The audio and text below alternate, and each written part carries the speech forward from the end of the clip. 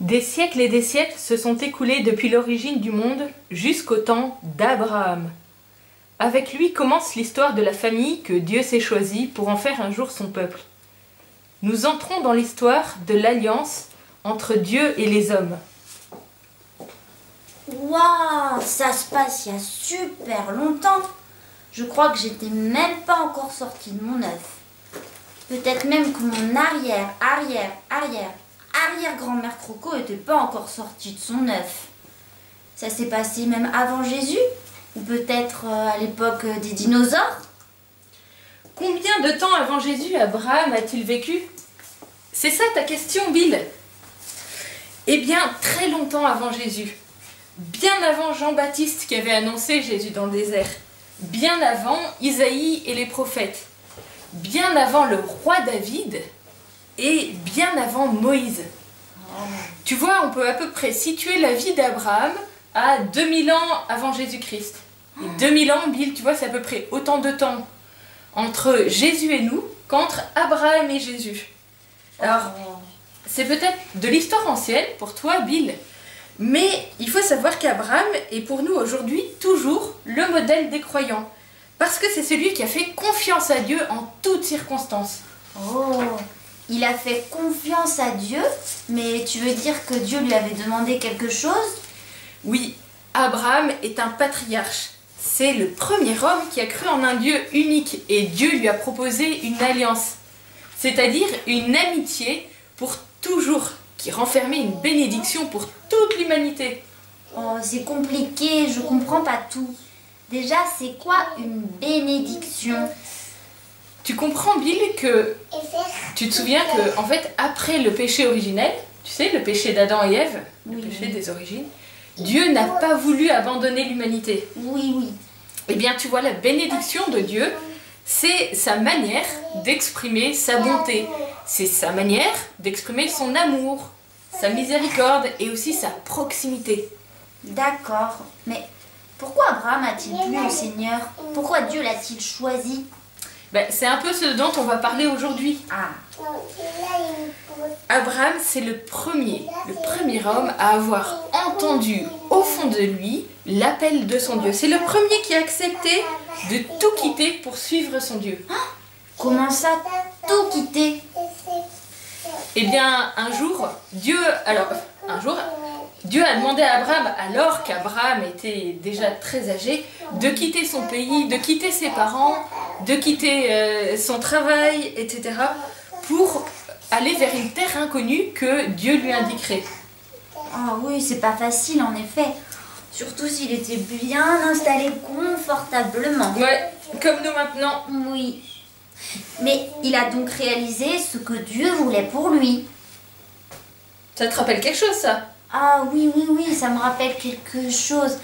Accomplir ce pourquoi nous sommes faits, accomplir ce que Dieu veut pour nous. On en a parlé, ça, hein? Ça y est, ça me revient, la Toussaint. Les saints. Les saints sont ceux qui ont accompli ce pourquoi ils étaient faits, en vivant dans l'amour et l'amitié de Dieu.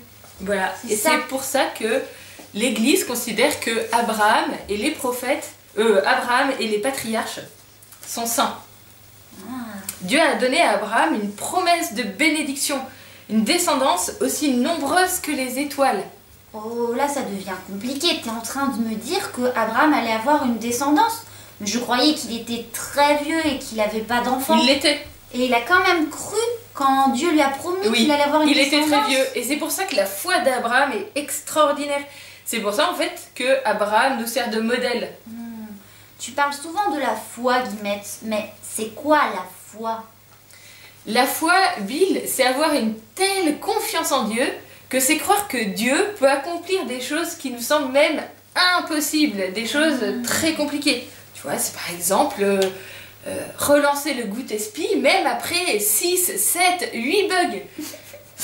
C'est par exemple, Bill, croire que tout à l'heure au goût-espi, on va recevoir une pluie de millions de crocos. Voilà. Donc, tu vois, Bill, dans la foi, on croit que Dieu peut accomplir des choses qui nous semblent complètement impossibles. Des choses extraordinaires. Écoute ce qu'il est arrivé à Abraham.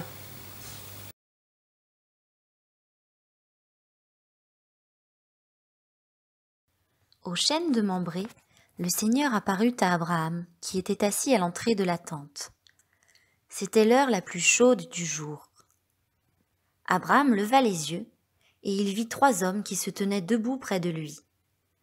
Aussitôt, il courut à leur rencontre, se prosterna jusqu'à terre et dit : « Seigneur, si j'ai pu trouver grâce à tes yeux, ne passe pas sans t'arrêter près de ton serviteur. On va vous apporter un peu d'eau, vous vous laverez les pieds et vous vous étendrez sous cet arbre. Je vais chercher du pain et vous reprendrez des forces avant d'aller plus loin, puisque vous êtes passé près de votre serviteur. » Ils répondirent : « C'est bien, fais ce que tu as dit. » Abraham se hâta d'aller trouver Sarah dans sa tente, et il lui dit : « Prends vite 3 grandes mesures de farine, pétris la pâte et fais des galettes. » Puis, Abraham courut au troupeau, il prit un veau gras et tendre et le donna à un serviteur qui se hâta de le préparer. Il prit du fromage blanc, du lait, le veau qu'on avait apprêté et les déposa devant eux. Ils se tenaient debout près d'eux, sous l'arbre, pendant qu'ils mangeaient.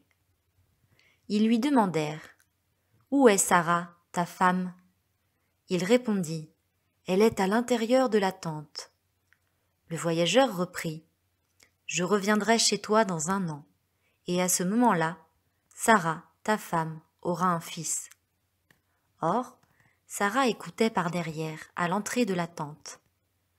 Abraham et Sarah étaient très avancés en âge, et Sarah était vraiment une vieille femme. Elle se mit à rire silencieusement.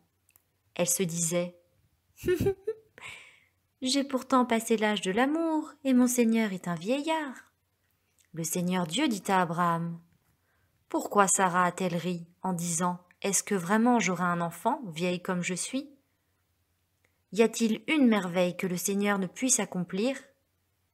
Au moment fixé, je reviendrai chez toi, et dans 1 an, Sarah aura un fils. » Le Seigneur bénit Sarah comme il l'avait promis. Elle mit au monde un fils au temps que Dieu avait annoncé. Abraham donna le nom de Isaac au nouveau-né. Oh, mais Guillemette, ça se passe chez nous, le chêne du Quercy. Ah ouais, c'est vrai que ça aurait pu se passer près de chez nous. Ça se passera peut-être d'ailleurs un jour près de chez nous. Mais là, tu vois Bill, dans ce passage, ça se passe sous le chêne de Mambré. C'est un lieu où Abraham s'était installé. Et c'est surtout un lieu où le Seigneur lui est apparu. Oui, mais Abraham a vu 3 hommes. Oui, il y a quelque chose de mystérieux en effet. On aurait bien besoin d'un éclairage. C'est pas très puissant ça comme éclairage. Tu sais ce que choisissent les chrétiens comme éclairage plutôt qu'une lampe torche ? Non. Eh bien, ils choisissent l'Esprit Saint. L'Esprit Saint, c'est lui qui nous permet d'entrer dans le mystère de Dieu. Et l'Esprit Saint, c'est aussi celui qui nous conduit à Jésus. Et en fait, c'est grâce à ce que nous a révélé Jésus qu'on peut comprendre ce passage mystérieux de l'Ancien Testament. Donc tu vois, 3 hommes, comme une apparition du Seigneur, arrivent vers Abraham. Et que fait Abraham ? Il se prosterne devant eux, ou devant lui, et il l'appelle Seigneur. Voilà, donc tu vois Bill, Abraham appelle ces 3 hommes Seigneur. Ça veut dire qu'à ce moment-là, Abraham reconnaît dans ce visiteur son Seigneur. C'est comme s'il était donné à cet instant à Abraham de percevoir le mystère de Dieu qui se fait homme. Alors qu'en fait, le mystère de Dieu qui se fait homme pour nous sauver, ça arrivera seulement 2000 ans plus tard. Oh, c'est compliqué, comme c'est compliqué. Mais en même temps, ça a l'air si simple pour Abraham. On dirait même qu'il attendait, qu'il espérait cette visite, puisqu'il attend sur le seuil de sa tente. Il se prosterne tout de suite devant les voyageurs, et puis il leur offre à boire, à manger, du repos, de l'ombre, tout simplement. Voilà, tout simplement, mais avec beaucoup d'empressement. Regarde, il demande à ses serviteurs de préparer un super bon repas. Ah oui, oui, oui, des galettes, un veau gras et tendre, du fromage blanc, du lait. Ouais. Il paraît aussi qu'il y avait des crêpes au nus, Oh. du bon pain de Caroline, de l'agneau délicieux du Quercy. En fait, un vrai repas paroissial aux Adam. Tu vois, Bill, par l'hospitalité d'Abraham, c'est un peu comme si Dieu revenait habiter la terre. Ou c'est comme si la terre redevenait le paradis de Dieu. Ce repas partagé est la réalisation de l'alliance entre Dieu et l'homme. Dieu et l'homme sont à nouveau proches, comme ils l'étaient au paradis. Oh, c'est beau. Et donc, tu crois que c'est le moment que Dieu a jugé le moment favorable pour annoncer sa promesse? Oui. Et quand Dieu veut nous annoncer quelque chose, il confie la mission à ses anges. C'est pour ça qu'on peut comprendre aussi que dans ce texte, les 3 voyageurs sont Dieu accompagné de ses anges. Et le message? Le message, c'est que Sarah enfantera un fils dans 1 an. Oui, mais elle n'y a pas cru. Et c'est compréhensible.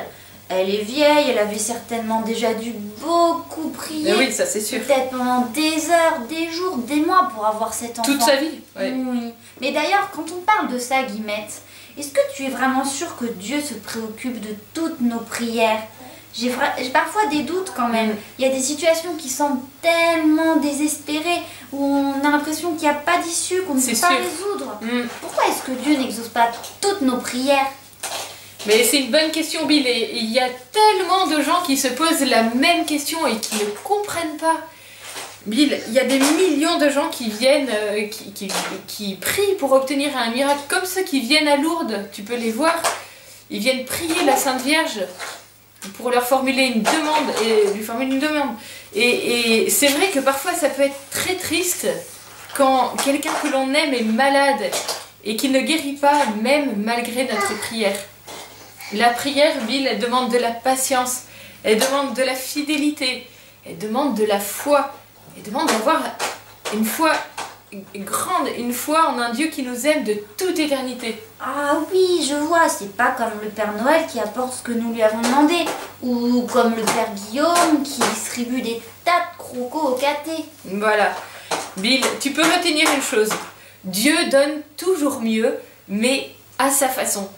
Et nous ne pouvons pas toujours comprendre ce qu'il veut pour nous, pour notre voisin, pour nos parents, pour nos amis, pour nous-mêmes quand nous sommes dans l'épreuve.